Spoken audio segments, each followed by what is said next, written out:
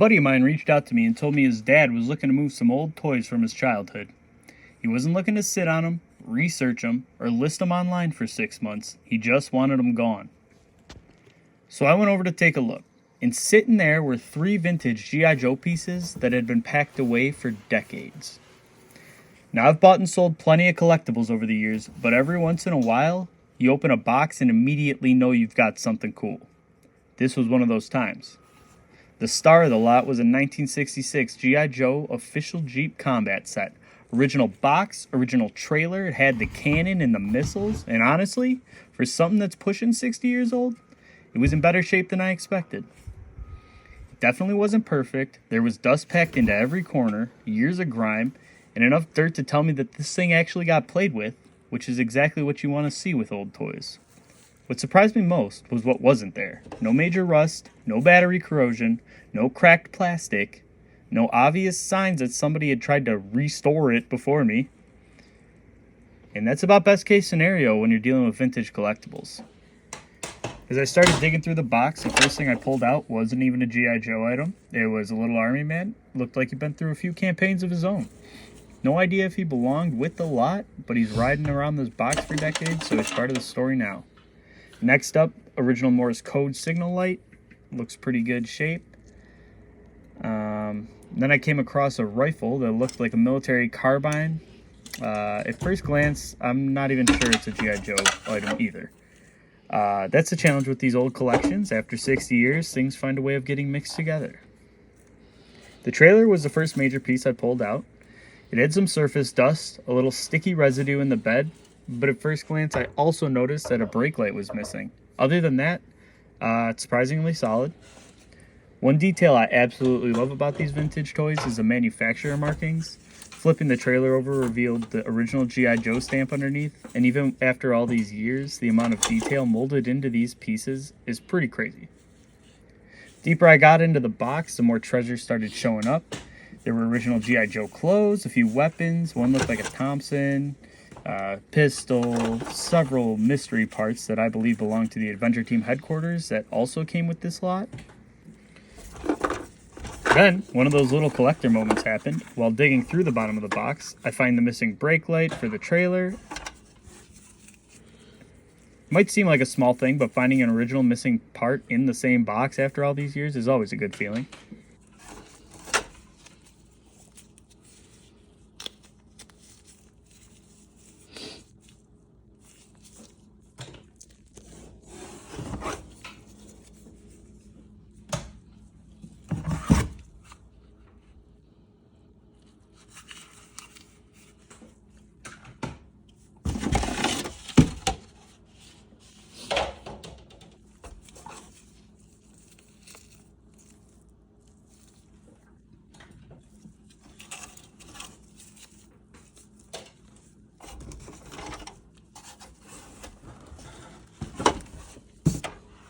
It was finally time to inspect the Jeep itself.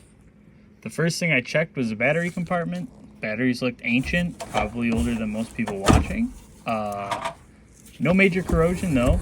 Honestly, can't believe how clean it is.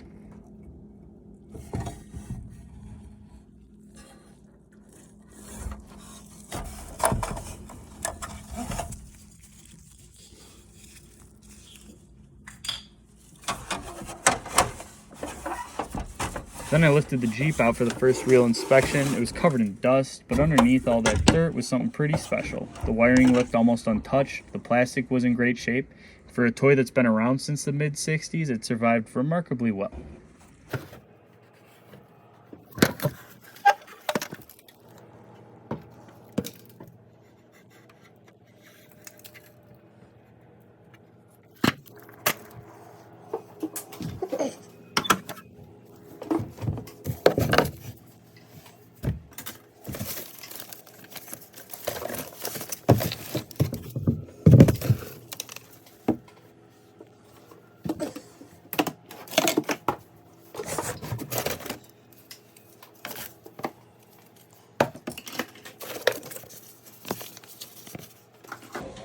Before wrapping up the unboxing, I took one last look through the box. I found a few more pieces of history. old yellow Crayola crayon rolling around on the bottom, along with some original instructions and mailer for the Adventure Team headquarters. And that's the kind of thing I love most about these old collections. You're not just finding toys, you're finding little pieces of somebody's childhood that have been sitting untouched for decades.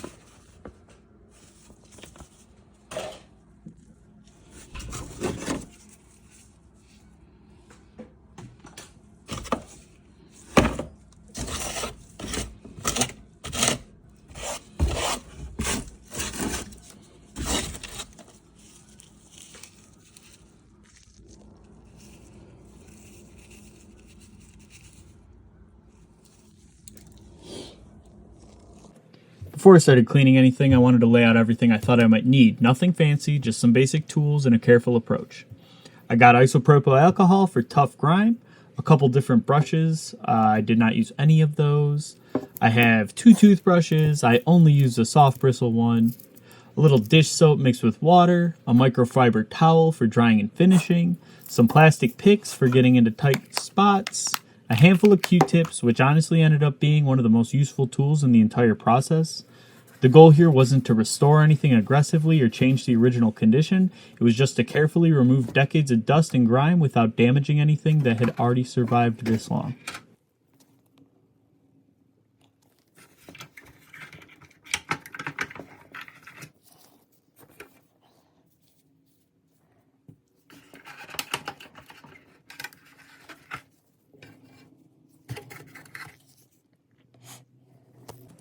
I jumped right into cleaning, a little quicker than planned, so I didn't even get my gloves on for this part. Started simple, just a microfiber towel, a little bit of soapy water, carefully wiping away all the loose surface dust that had been sitting on the Jeep for decades. At this stage, I'm not trying to do a deep clean on anything. It's more of me trying to gently lift off the years of storage grime so I can actually see what I'm working with. Right away, you can see the original color of the plastic coming back, though, so that's a plus. While I'm working through some of these early cleaning passes, it's kind of wild to think that this Jeep actually represents the history of G.I. Joe. The original 12-inch G.I. Joe line, launched in 1964, basically created the entire concept of an action figure as we know it today. Hasbro didn't want to call it a doll, obviously, so they pushed for the term action figure. This was a way to market towards boys, and then it permanently stuck across the entire toy industry, and we still make action figures today. The Jeep itself came a little later in the mid-1960s, right around the early wave of expansion when G.I. Joe wasn't just figures anymore. It was a whole world of vehicles, gear, and playsets. That's what makes pieces like this so interesting. You weren't just buying a toy, you were building a whole mission setup. By the late 1960s, G.I. Joe was one of the biggest toy lines in America. It was heavily influenced by the military culture of the time, and you can see that reflected in everything from the design of the vehicle to the accessories that came with it. What's especially cool about this Jeep is how much detail they packed into it for the era. Working parts, realistic proportions, and accessories like the trailer and signal light. It was way ahead of its time for what most people expect when they think of a toy from 1960. And now, 6 decades later, we're bringing it back to life.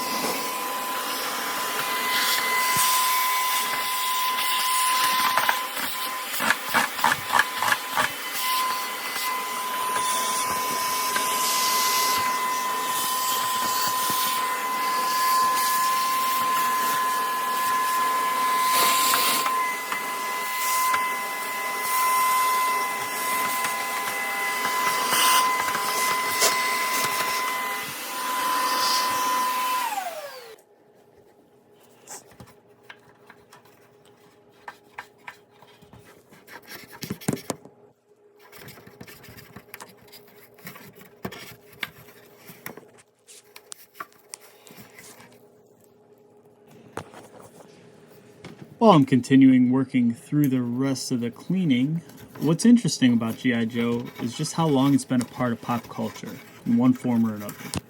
The original line started in the mid 1960s, obviously, but it didn't just disappear after the first wave. It evolved. It shifted with every generation. In the late 60s and 70s, it moved away from straight military themes and into the adventure team era. Explorers, rescue missions, jungle sets, all that.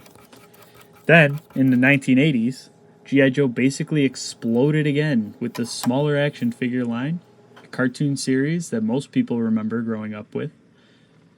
And from there, it just kept cycling forward. Comics, animated shows, movies, video games, re-releases. Every generation seems to have its own version of G.I. Joe in some form. That's what makes finding something like this so cool. A lot of these sets weren't just toys you bought for yourself or got on Christmas morning. They were the kind of thing a dad would pass on to his kid, and hopefully that kid would pass it down to another kid. Or it would end up on a shelf somewhere, just collecting dust in a garage or attic, waiting for someone to rediscover them. But here I am, decades later, basically giving it the same treatment, just a little more Q-tip and a lot less imagination. It's funny how something like this can go from backyard battles in the 60s to sitting forgotten in storage to suddenly being the careful restoration project of some guy in his kitchen, trying not to break anything.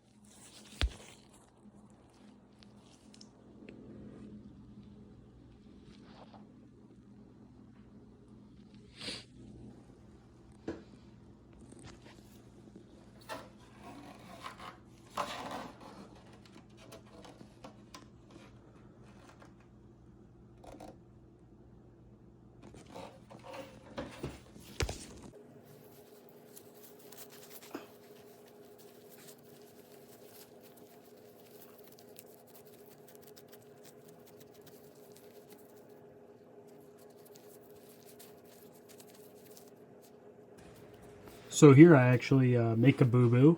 I am polishing these missiles, which I'm not even sure go with this. I'm not 100% sure. Well, I'll have to figure that out. While cleaning the second one, which is not videotaped, I cracked it right in half, so I may have to use a little bit of glue. That's fine. Then you're going to watch me try to shoot this missile out of this cannon, and it's not going to shoot at all. So that was interesting to figure out.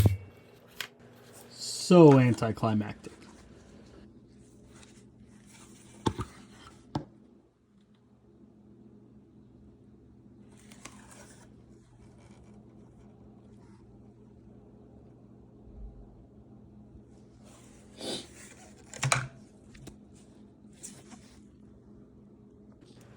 This is also where I found out I only have one mount, so you can either have your Morse code light up or your cannon up, but not both at the same time. We are missing a mount. Giving the light a look over, I really was hoping it would work. I was hoping the wiring was fine. I was hoping if I put new batteries in, everything would just work perfectly.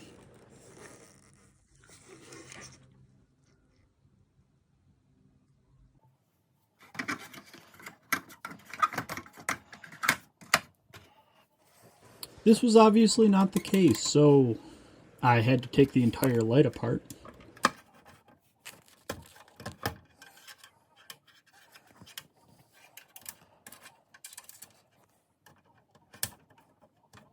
Turns out the light has been taken apart before and not put back together correctly, so the conductor was not touching the back of the light bulb.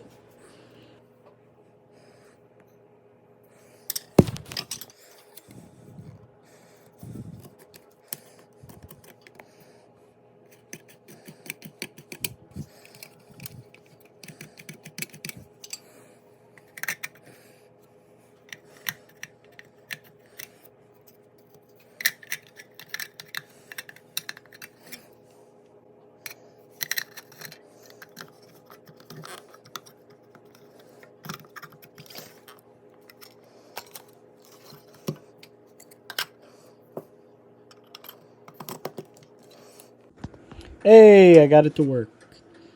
The button's a little sticky, but I eventually figure out how to make it do Morse code. Not that I know Morse code.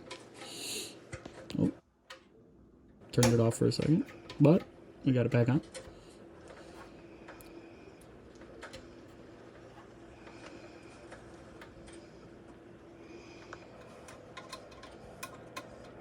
I'll get it. Oh, there we go. There we go. Flash, flash, flash, flash, flash, flash. From there, I called it done.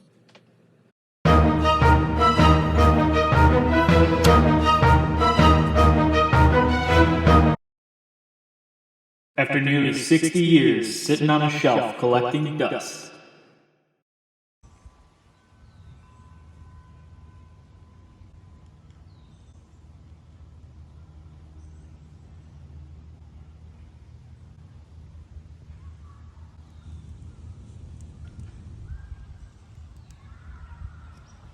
After hours of cleaning and detail work, this old Jeep is looking a whole lot different than when it came out of the box.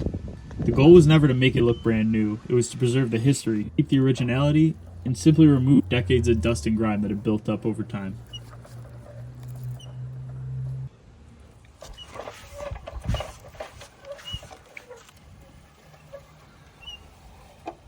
The wiring's still in great shape, the trailer cleaned up beautifully, most of the accessories are still here, even the original box, despite the box being a little beat up. Somewhere back in the 1960s, this wasn't a collectible.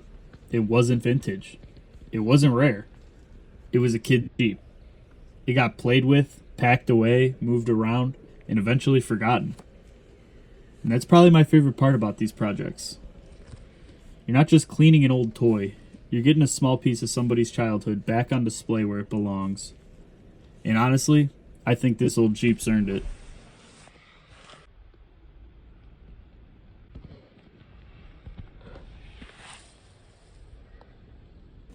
Thanks for watching the very first restoration here on Saturday Morning Salvage.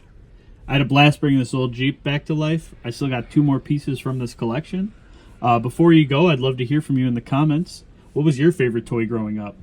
I know every toy I have had pen marks on every inch of it. Or I cut the hair off. Or I smashed the windows of a Hot Wheel.